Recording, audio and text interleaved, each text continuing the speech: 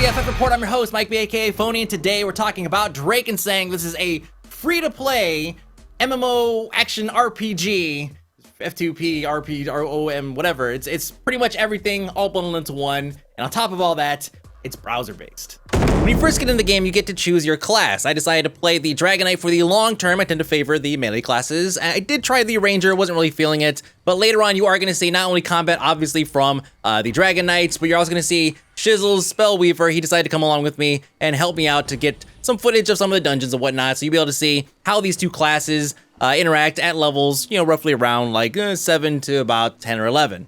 And what you're looking at right here is your daily login bonus. And this is something that we've seen in several other games, Spiral Knights, and pretty much every free-to-play MMO has some kind of bonus that they give you, some kind of award they give you for logging in on a consistent basis. Now, the first day stuff, not really all that great. Second day starts to get a little bit better. It isn't until you get to about the fifth day, 5th through the 7th, that you actually start getting some pretty nice stuff. And all you have to do is just log in every day, and then boom, free stuff. Now, if you're looking at trying Drakensang Online, you're going to want to take advantage of this because free stuff in this game is worth a lot of money. When I say money, I mean Andermat, which just so happens to be purchased using real-life money. But there are other facets of the game that I want to focus on first. We'll get to the Andermat and the real money and the cash shop and all that stuff here in just a minute.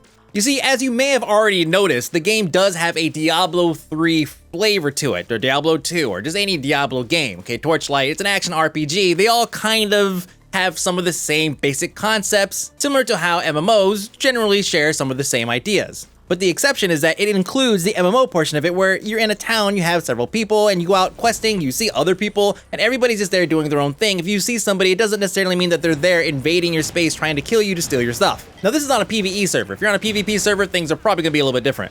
Now, questing in this game is pretty typical. You basically run around, you click a whole bunch of times, you activate a couple abilities, and things just drop out of the loot pinatas from all over the place, and you get health orbs and random pieces of gear, copper, even the cash shop currency, that drops randomly as well. Not quite as often as everything else, but at least it does drop. You can potentially grind out plenty of currency should you need it.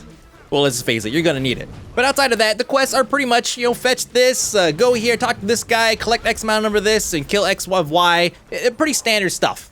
Now, I'm assuming by this time, a couple minutes into a BFF report, you probably already have a good visual opinion of how this game looks. So I'll go ahead and just recap it for you. It looks really, really good for a browser game. It even looks really, really good for a game that would not be on a browser. Like, this is actually what I would consider to be the standard for most action RPGs. I'd also like to point out that they don't really seem to cut any corners. One of the things that I noticed while I was doing random quests with Shizzle is that every time he would fire like a magic missile or a fireball or something, there was dynamic lighting that was emanating from each projectile he'd fire out. And I don't know about you, but I play lots of web-based games where there are corners that are being cut. I got a scene here with rain in it that looks actually pretty good. I have another scene over here where we're walking through fields and your character is actually moving through the fields itself. These are little things that you kind of pick up and you're like, oh, hey, this is kind of nice. It's not just a flat surface. I'm not always on top of the grain. I actually have light emanating from everything that I'm doing. For example, Shizzle, every damn spell he was casting was pretty much blowing out everything around him. If I was standing near him, I had no idea what I was doing or where I was aiming because of it. But overall, I definitely think this game is above par in terms of graphics, especially given the fact that I'm playing this in Chrome, because Chrome's the best, of course. In terms of combat, they have it pretty much nailed. It's not as tight as I would like to see it, but it's totally manageable. You can play this game and not really have any issues with combat and latency and all that stuff. Now, I say latency, I know that when I hit like the 2 button, it's not saying, hey server, he hit 2, and the server's like, roger that client, go ahead and show him that he's hitting 2. It doesn't work that way. It's obvious that all of these spells and the casted abilities are all being generated client side and then it's sent it off to the server. But the problem I've noticed is that sometimes they get jammed up. So if, say for example, I have like a full rage bar over here, or rage bubble I suppose, and I decide to hit my 2 key twice on an enemy, that's at about 10%. Now normally, one hit of the 2 key, whatever ability that might be, would probably end up killing this person, so I'm like, oh, I should probably move away before the second ability is casted, and that way I could save on some of that rage. But unfortunately, sometimes it just keeps me in place, so I end up swinging at nothing because I just killed the mob with the first swing. So it's almost like there's a queue system that you cannot cancel out of. But again, it doesn't happen that often, and as long as you're not mashing keys all the time, you could probably be alright. Unfortunately, in an action RPG, a lot of times you're clicking like crazy and you're doing this and you're doing all that because that's how these games typically function, so you sometimes get carried away and you queue up more than one ability. But, if you can't cancel out of it, then you end up wasting valuable resources. In my case, I just lost some rage because I ended up swinging at nothing. So how about that PvP, my favorite part? Yes, and PvP here is a little weird, but it works. It totally works. and the rewards seem to be something that you actually have to work for. But there's one downside, but first let's talk about all the good stuff, right? They have 1v1, they have 3v3 arena, and they have 5v5 capture the flag. Unfortunately, I could not get a capture the flag match going because there just wasn't enough people queuing for it, but 3v3s all day long, seriously. But first, let's start off with this 1v1. Here's me versus a Spellweaver. Now, he's not very good, but that's fine because I'm really just here to see how many consumables I could blow and still win a match. Now, this is where we get into kind of the negative portions of the arena stuff. Granted, I had a lot of fun doing arena, good 3v3, 1v1. I actually really enjoyed it, and I like the fact that the currency that you earn from arena cannot be earned anywhere else. So I can't go and say, buy a whole bunch of currency on the cash shop, and then turn around and convert it directly into honor to then buy PvP gear and spend it on other cool things that you can only get by doing PvP. Now, when I say he's not very good, I mean that he's not really taking advantage of the fact that he's a range class that has a kiting ability and his aim is just a little bit off. And so there's lots of times where I could basically just get into his face and start beating him down. And then if I get low on health, I could just pop a health potion, which, by the way, you purchase using Andermant, which is the currency in the upper left corner there you see it says 490. That's the currency that you get from the cash shop. You buy it with cash money. It gives you in-game currency you could buy consumables with. These potions that I'm using right now cost, I think, about 20 Andermant each.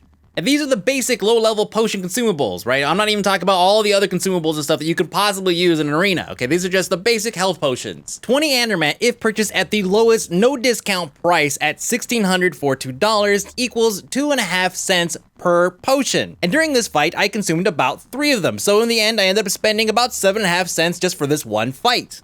But here's the thing, that guy should have won this match. But because I had more Andermant, basically more consumables, I won fair and square. Now, there's a little bit of kiting and stuff involved, right? We actually have to fight the timer and all that stuff, but still, I would not have won that match if it wasn't for the fact that I was able to consume 3 health potions for the duration of that match.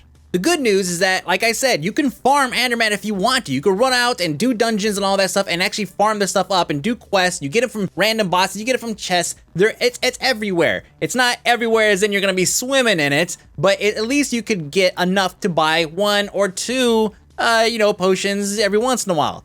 Now, in 3v3 arena, things are considerably different because there are actual buffs that are located on the map. There are health buffs, there's a speed buff, and all that. Now, all you have to do is just coordinate with the person that you're playing with, and then you'll know when something pops up. So let's say if you're getting low on health, and Shizzle comes over and he freezes the guys in place, and you could run over to the nearest health location, and if there's a health orb there, you could grab it. You could also hear every time they fall. You hear that, you know that there is a health orb available, and you can run over there and you can pick it up. So you don't have to actually use a whole bunch of consumables. But again, if you have a whole lot of Andermant to spend, then of course you can use a ton of consumables. But in the end, Shizzle and I did about 5 or 6 arenas, and we only had to draw on 1. And it was mainly because we had, I think we were outnumbered, so we just ran a big circle for the entire time. But we also didn't have any consumables to use because we didn't want to waste money on that kind of stuff.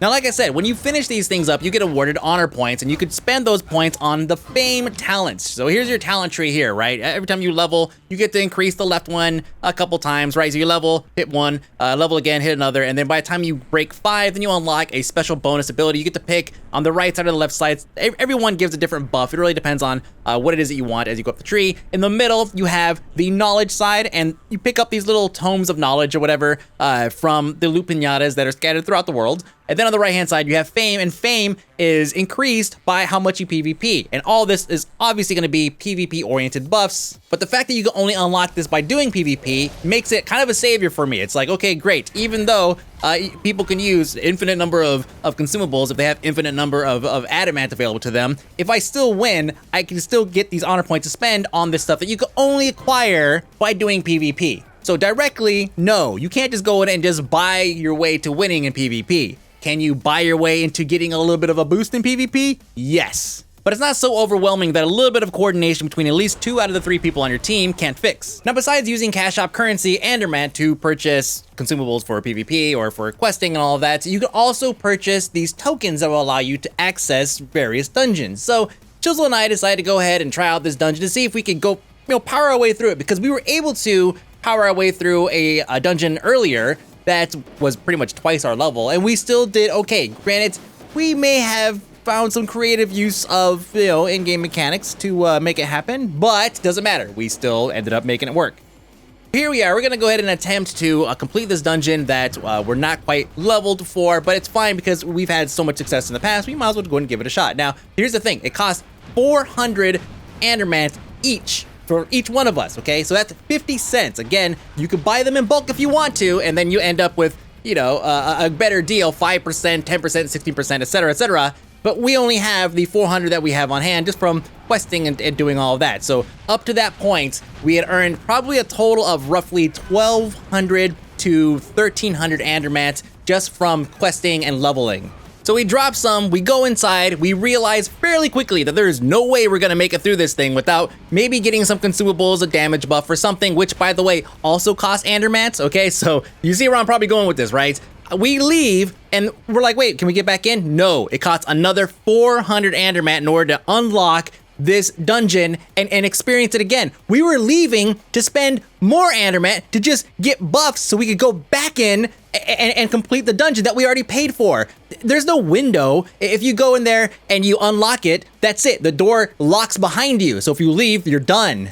So I decided to go ahead and test something out because it seems pretty obvious to me that if I die inside of a dungeon and then I don't res inside the dungeon because you have to pay Anderman for that if you've already died several times in that day, then when my only option is to res at the nearest city hub, then wouldn't that lock me out and so I'd have to pay again? So here's what happens. If you are running with a group of friends and let's say somebody does a bad pull, which this happens when you're playing with friends or groups or randoms or whatever. So you're running with some pugs, you go in, somebody does a bad pull, and then you're dead. Okay, well, I don't have enough Andermat to res in place, so what's that mean? I guess because Jerkface over here decided to make a bad pull, now I'm paying for it. I just lost my money. I put 50 cents down to run this dungeon, and now it's gone.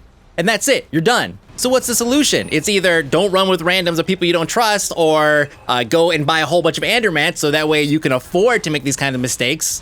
For me, there's no balance here. When you unlock a dungeon, it should be unlocked for some specified amount of time. That way you know you have X amount of time to run it, to go and get buffs, which again, you're probably gonna spend Andermat on, so they're making money back that way. But don't lock the door behind me the second I leave. Give me a break. Now, unfortunately, randomness just seems to be part of this game, right? It's randomness and it's gambling with your money. And that's, see, you can earn all of the Andermat you want by farming. You could run out and you could do stuff and you could earn it up. Yes, you can, you definitely can.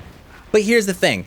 They have these weapons and this armor and stuff that you could buy using Andermats, but notice how it says random enchantment. So you don't actually know what the enchantment's gonna be on your particular item, and some of them have up to 4 slots of different enchants that are random. So you spend all of your time or money gathering up enough Andermat to buy this particular item, and then when you get it, what if it has crap stats? What are you gonna do? You're thinking, okay, no problem, I'll just I'll sell it to somebody, right? There's no selling in this game. There's no trading. There's no auction house. You just bought this thing and you're stuck with it, and that's pretty much it. And I have tons of examples of times when I felt like my money, my real life money that I would have spent on this game, right, would have been thrown away. I understand the free-to-play model is there so that you can make money off of things like cash shop currency or cash shop items or whatever, right? I totally understand that. But unfortunately in Drakensang, it just feels like it's a little too heavy-handed. I take that back. It's very heavy-handed.